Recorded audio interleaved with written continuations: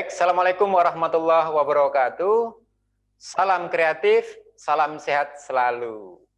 Saudara-saudara, hari ini kita adakan acara bincang konstruktif, bincang-bincangnya para konsultan kreatif.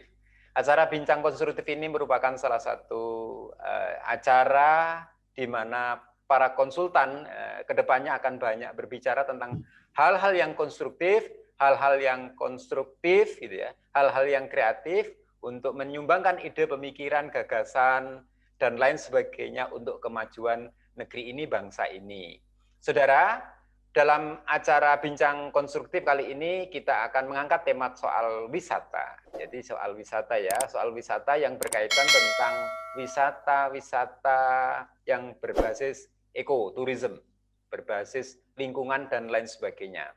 Hadir kali ini bersama dengan kita Bapak Nur Siddiq SSM Hum yang kali ini sedang melanjutkan studi S3-nya di FISIP Unair gitu ya. Dulu S2-nya juga berkaitan tentang S2 ekowisata di Unair pula ya. Di mana Bapak Nur Siddiq ini merupakan salah satu owner atau direktur CV Tata Surya ya, Surabaya. Nah, beliau memang ahli di bidang pariwisata karena memang sekolah S1, S2, dan S3-nya juga berkaitan tentang soal wisata. Dan jasa konsultasi yang beliau kembangkan tidak lain adalah studi tentang perencanaan pembangunan yang berkaitan tentang perencanaan wilayah, kebijakan pembangunan, studi pemberdayaan masyarakat, dan tentunya soal pariwisata.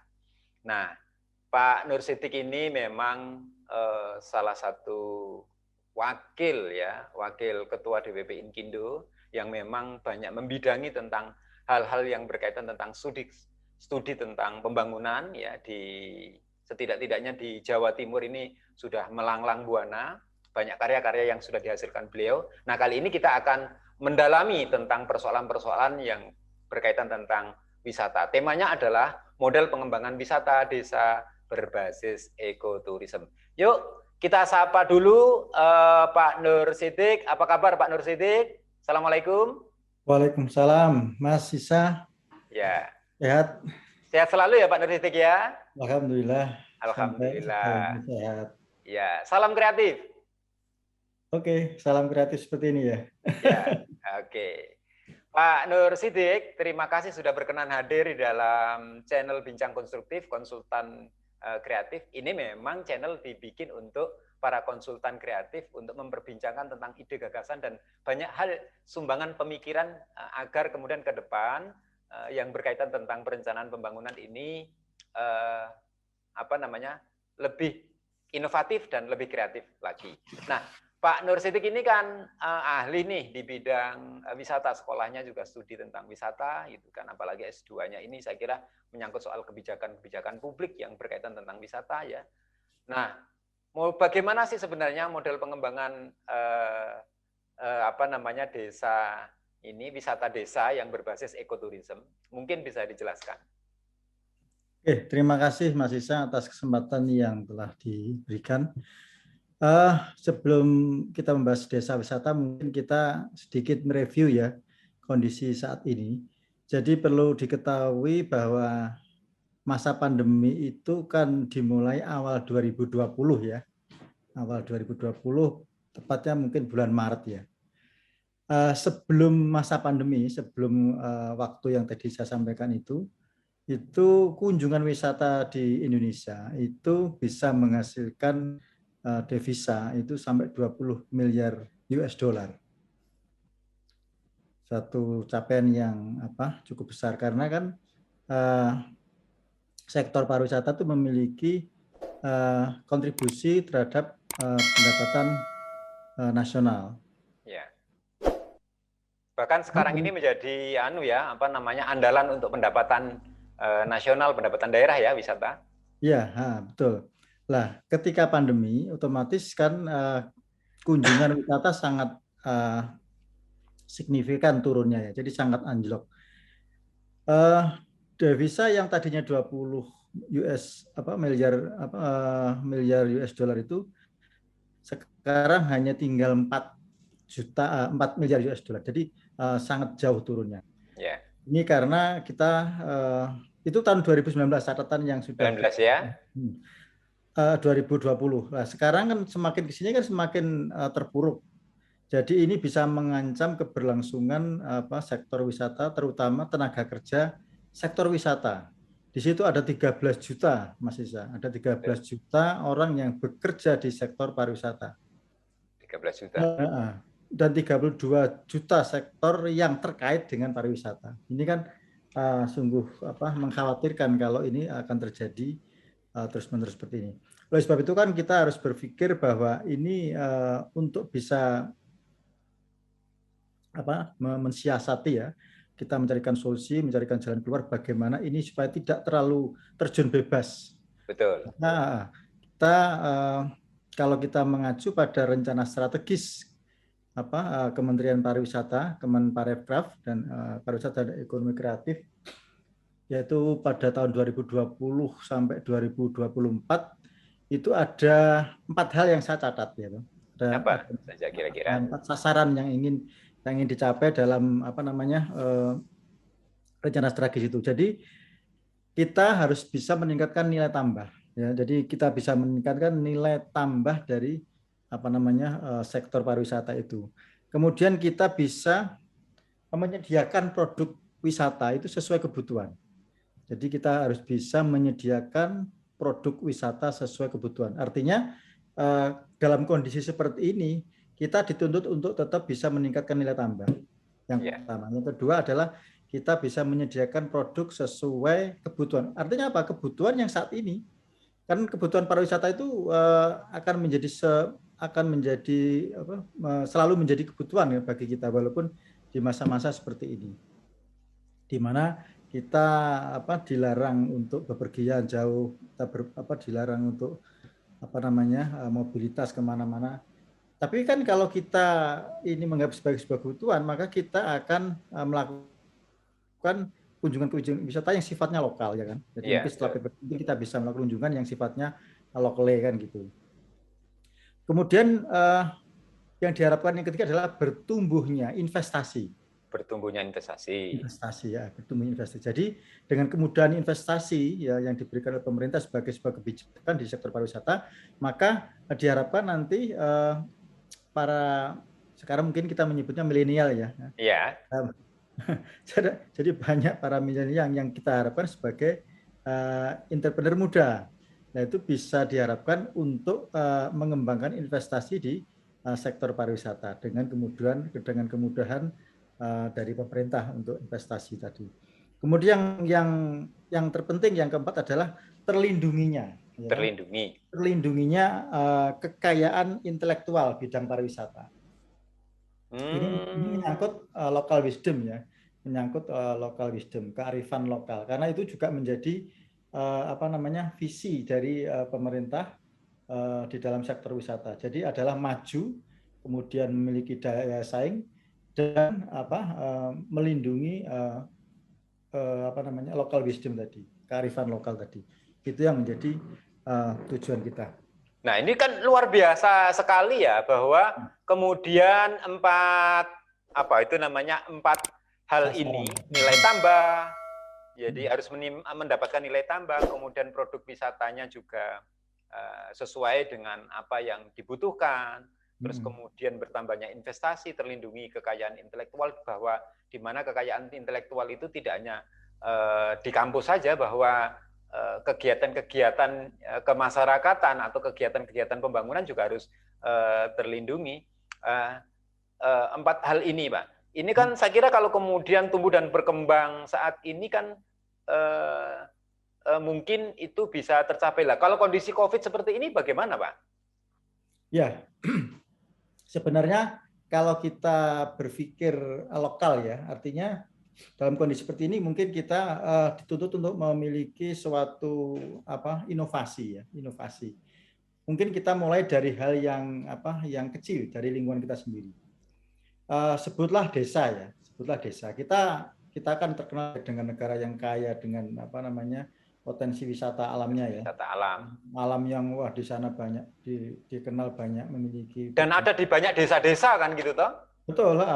Nah, kita memiliki hinterland ya. Mungkin kalau di Surabaya ini, kalau saya bicara di Surabaya, karena saya tinggal di Surabaya, mungkin hinterland di Sidoarjo atau mungkin kabupaten-kabupaten lain yang mungkin tidak jauh dari Surabaya, itu kita memiliki desa-desa yang di situ selain memiliki lanskap ya, bentang alam yang luar biasa indah, itu juga memiliki budaya, Mas, budaya-budaya yang apa? Yang sifatnya merupakan kearifan lokal. Di situ ada value-value yang perlu dilestarikan. Kemudian ada aktivitas-aktivitas sosial. Aktivitas sosial mungkin ya bersifat apa namanya? Aktivitas sosial dan juga aktivitas ekonomi yang ini bisa kita kemas menjadi sebuah apa namanya? Destinasi wisata.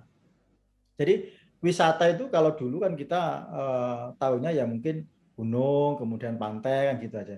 Tapi sekarang ini kan kita harus bisa lebih apa memiliki varian-varian baru ya. Jadi kalau misalnya sebutlah saya ingin menginap di sebuah desa, ketika saya bangun ya, bangun di apa di tempat saya menginap itu, maka pagi itu saya akan bisa banyak melihat satu ya, mungkin sunrise-nya di sebuah desa, ada apa masih ada kabut. Kemudian saya bisa melihat sejak pagi ya, bisa melihat aktivitas sosial ekonomi masyarakat. Lah, ini kan luar biasa, hal yang tidak pernah saya jumpai di kota kan ya. Betul. Jadi saya nggak pernah menjumpai itu. Jadi bicara soal desa yang kemudian potensinya untuk bisa diwisatakan adalah karena satu desa punya kekayaan, punya lanskap ya, beserta dengan kekayaan alamnya, desa kemudian punya budaya, aktivitas sosial dan aktivitas ekonominya ini berarti sebenarnya potensi inilah yang disebut sebagai sebuah potensi wisata, begitu ya Pak? Iya, betul, memang ya. Baik. Ini luar biasa ya bahwa kemudian desa-desa akhirnya mulai apa ya namanya mulai berbenah diri, mulai mempercantik diri sehingga kemudian desa untuk bisa dilihat menjadi apa ya menjadi tempat-tempat wisata. Nah, kira-kira desa yang bagaimana Pak yang sebenarnya paling potensial untuk dikembangkan wisata? Ya. Jadi kita kembali ke prinsip wisata ya. Di pariwisata itu ada 4A ya, Mas Isa ya. 4A. Ada 4A ya. Jadi mungkin sudah banyak yang tahu kalau 4A ini. Cuman yang apa penting itu? kan bagaimana aplikasi. Sedikit. Nah, jadi 4A itu yang A yang pertama adalah atraksi. Yeah. Jadi attraction gitu. Yeah. Jadi apa yang menjadi daya tarik atraksi untuk bisa kita lihat. Jadi kalau kita datang ke sebuah desa, itu kita mau ngapain sih ke situ? Apa yang menjadi daya tarik untuk kita datang ke situ? Apa yang mau kita lihat? Apa yang mau kita ingin tahu di situ? Atraksi. Berarti harus ada atraksi dulu. Atraksi itu bisa di situ ada seni budaya. Ya mungkin di situ ada tari tradisional di situ. Yang mungkin pergelarannya mungkin hanya berapa kali dalam setahun lah. Iya. Bisa dikemas. Ya. Kemudian mungkin bentang alam, mungkin ada air terjun. Tapi kan tidak semua desa memiliki air terjun kan. Tidak semua desa memiliki telaga atau danau kan tidak. Tapi mungkin hal yang sifatnya bisa dikemas menjadi sebuah atraksi gitu. Mungkin kita ingin melihat suatu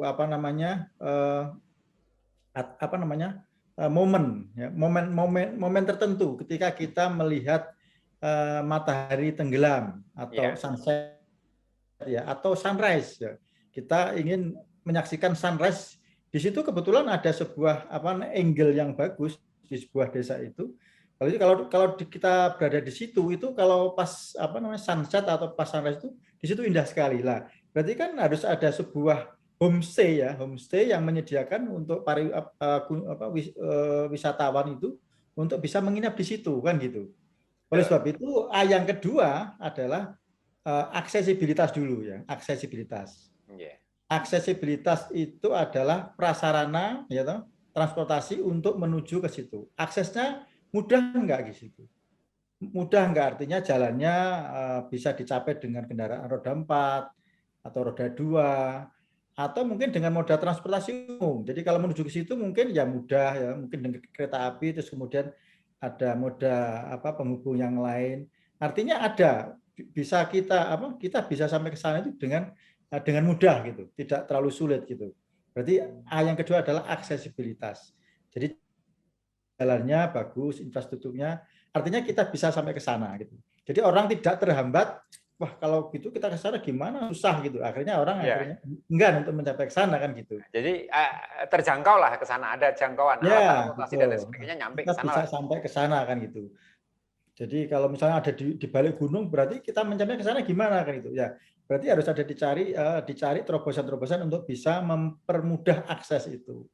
Jadi Oke. yang kedua ini harus bisa dipenuhi kan, Mas.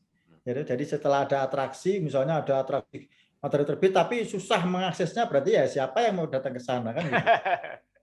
Sekalipun di balik gunung ya. Ya, Jadi misalnya adalah jalan yang menuju ke sana dan kemudian hanya dilewati dengan trekking gitu ya. ya betul. Jadi itu harus dikemas se-comfort mungkin ya, senyaman Betul mungkin ya. sehingga tidak menjadi keengganan orang untuk ke sana. Aksesibilitas. Yang ketiga apa? Amenities ya, amenities itu kenyamanan. Nah, ini yang tadi saya sampaikan adalah tempat apa namanya kita bisa menginap di sana. Nah, ini desa-desa wisata yang ada di kalau saya bicara di Jawa Timur ya, mungkin yang masih saya belum banyak temui yang tempat-tempat homestay yang mungkin yang bisa seperti yang kita harapkan. Jadi homestay itu adalah sebuah kenyamanan di mana memiliki standar pariwisata, Mas. Jadi Betul tidak ya. harus selalu mewah, ya, tidak harus selalu mewah, tidak harus selalu berbahan material bangunan yang bagus, Kak. Justru yang ingin ditampilkan atau ingin kita sampaikan bahwa justru arsitektur tradisional, gitu. Di Jadi mana bisa itu nginep di rumah warga dong kalau begitu. betul, ya. Lah, kebanyakan kalau misalnya di situ ada arsitek tradisional, orang-orang di situ kan karena kemajuan ekonominya justru ditinggalkan. Mereka membangun rumah dengan Ya. bahan Jadi rumah warga bisa dijadikan homestay sekalian gitu ya. iya, Dan tinggal bersama betul, begitu maksudnya? betul, Gitu. Nah, tapi harus dengan standar besar. Jadi kita mungkin ya Ada jadi standarnya. ada sanitasinya bagus, ketersediaan air bersih, kemudian sarana untuk tempat tidurnya nyaman dan di situ. Jadi hal yang sifatnya nyaman itu harus diciptakan di situ. Dan yang tidak kalah penting adalah sikap warga, Sikap warga ya. warga. Jadi sangat welcome dengan wisatawan untuk datang ke situ. Jadi kalau kita datang mereka ya tidak melihat, wih siapa kok aneh itu datang lah, itu sudah tidak ada lagi. Jadi berarti kemudian saat ini kalau kemudian kita mau berwisata, selain ada atraksi, sarana dekat, amenitas dia bisa menginap, berarti kan kemudian dia bisa belajar tentang kondisi sosial budaya masyarakat sekitarnya, begitu kan? Nah, Ada cepat interaksi. sekali. Jadi ya sebenarnya yang ingin kita dapat di situ, yang ingin kita peroleh adalah knowledge Ya. pengetahuan kita mengenai sebuah desa. Jadi di situ itu sebenarnya kita akhirnya belajar sejarah. Penduduk desa itu sebenarnya suku apa kan gitu. Dulu di sini tuh sejak tahun berapa di situ. Apakah migrasi, apakah asli dari situ. Kemudian budaya yang asli yang mereka miliki. Jadi cerita-cerita lokal baik dari masyarakatnya. Jadi pengetahuan yang menjadi pengetahuan lokal itu malah justru menarik ya untuk kemudian disajikan sebagai sebuah kewisataan begitu ya. Ya, jadi pakaian mereka sebenarnya yang asli seperti apa kan gitu, pakaiannya apa, alat-alat untuk mencari. Jadi ini intinya bicara soal sistem kehidupan sosial, itulah yang kemudian bisa kehidupan sosial masyarakat, itulah yang sebenarnya bisa menjadi materi kewisataan begitu Pak ya. Ya, betul. Jadi kita bisa membaur di situ, kita bisa hidup bersama gitu. Barang 1-2 hari kan kita Mas ya. Kita di situ kita bisa melihat aktivitas ekonomi mereka, kita bisa ikut-ikutan di situ, kita bisa misalnya ada desa yang mungkin kalau misalnya masih ada kaum wanita yang masih ndeplok pakai alu kan gitu. Ya, betul. Menarik ya. Nah, itu jika kemudian di desa-desa yang memang punya basis budaya yang masih kental dan lain sebagainya. Nah, bagaimana yang kemudian desa-desa yang sudah kehilangan akar tradisi dan budayanya, yang gitu tidak kita dapatkan, tetapi dia sebenarnya agak unggul di soal bukan atraksinya, mungkin soal lanskap dan lain sebagainya. Ini bagaimana nih?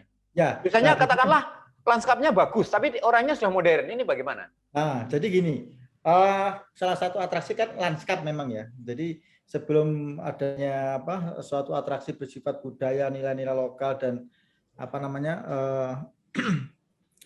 peralatan atau cara keberkehidupan itu yang utama adalah objek yang sifatnya alam ya.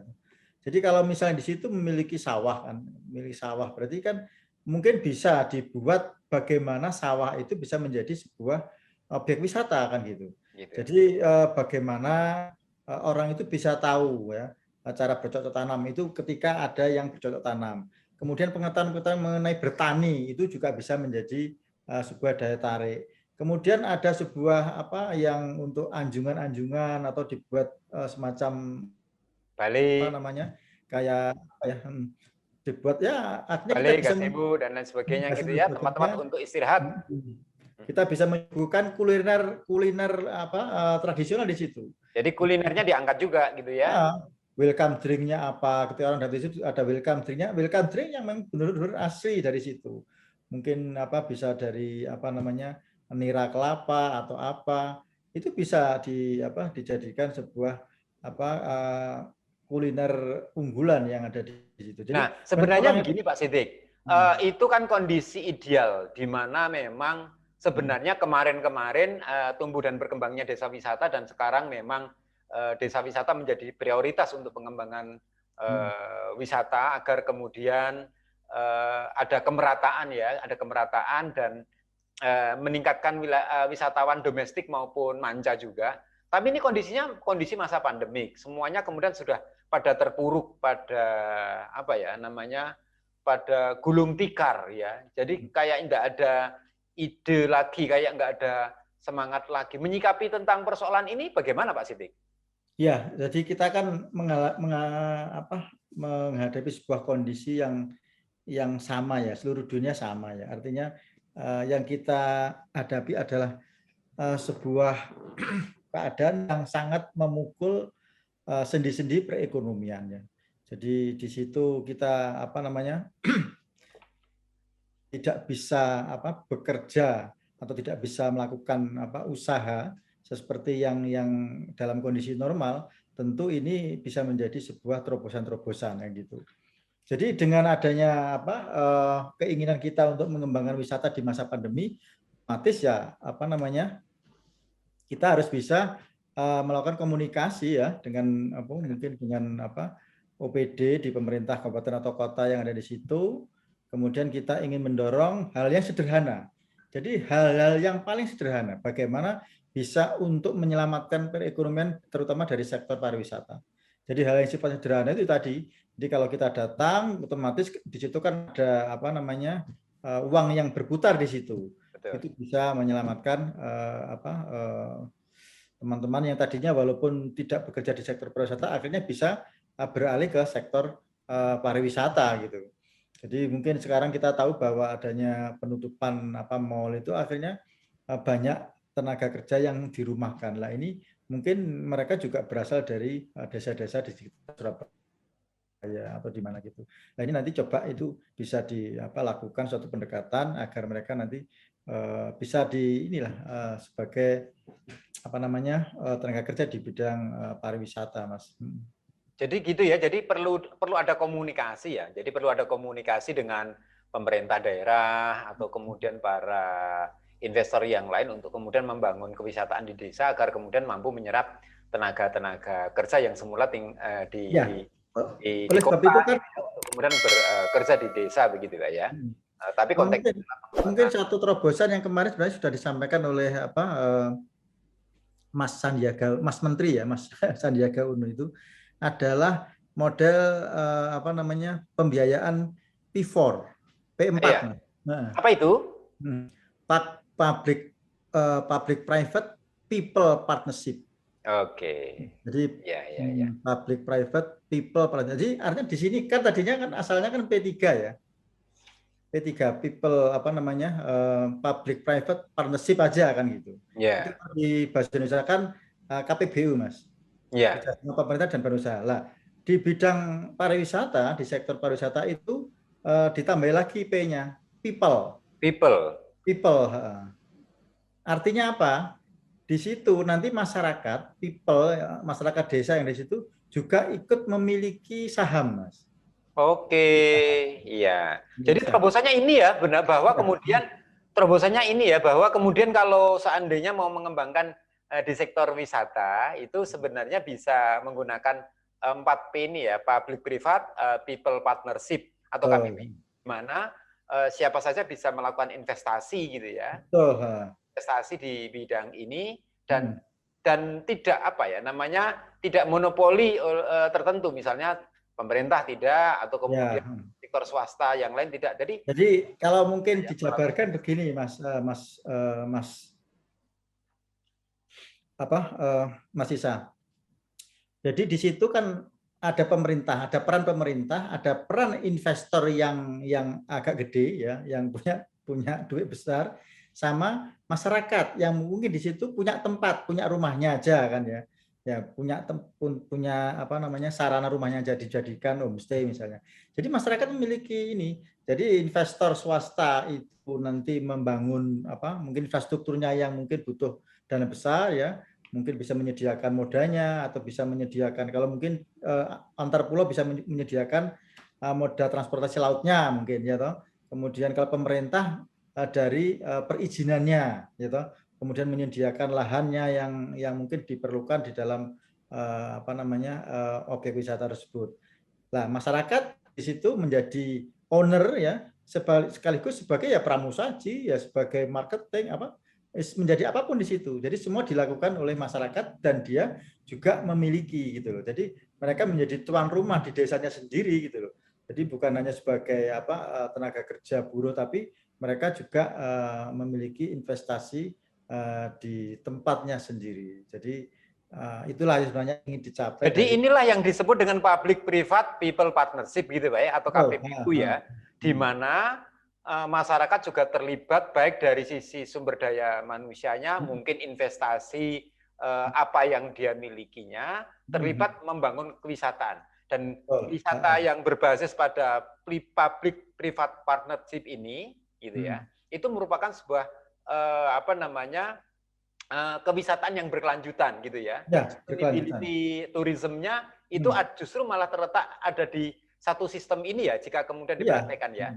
Baik, terima kasih Pak Siddiq, luar biasa waktunya, sudah lebih dari 30 menit kita bincang-bincang mengenai masalah model pengembangan wisata ya. Model pengembangan wisata yang berbasis ekoturism dan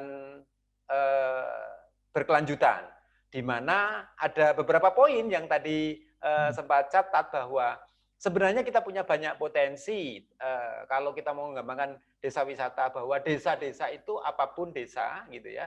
Jika kemudian dia punya lanskap, tentu jika dia tidak punya lanskap ya yang alamnya indah dan lain sebagainya, tentu dia punya budaya, punya aktivitas sosial, punya aktivitas ekonomi. Itu menjadi modalitas untuk pengembangan desa wisata.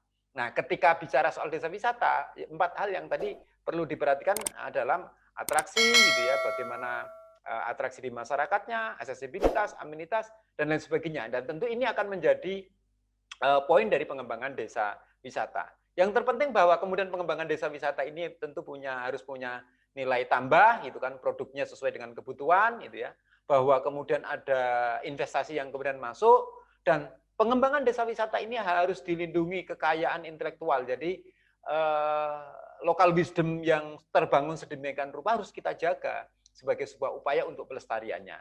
Nah, bungkusnya tadi ternyata cara menjalankan desa wisata adalah dengan public private people partnership atau KPPU, di mana masyarakat atau siapa saja bisa terlibat dalam pengembangan desa wisata. Luar biasa bincang-bincang konstruktif ini bersama dengan konsultan kreatif, bersama dengan Pak Nur Siddiq dari CV Tata Surya. Beliau memang penggerak ya, pemberdaya di bidang wisata di Jawa Timur ini. Lain kesempatan kita juga akan memperbincangkan lagi, memperdalam lagi temanya soal wisata atau mungkin perencanaan yang lainnya. Baik, terima kasih saya ucapkan kepada Pak Nur Siddiq dalam acara bincang-bincang kreatif. Salam kreatif. Wassalamualaikum warahmatullahi wabarakatuh.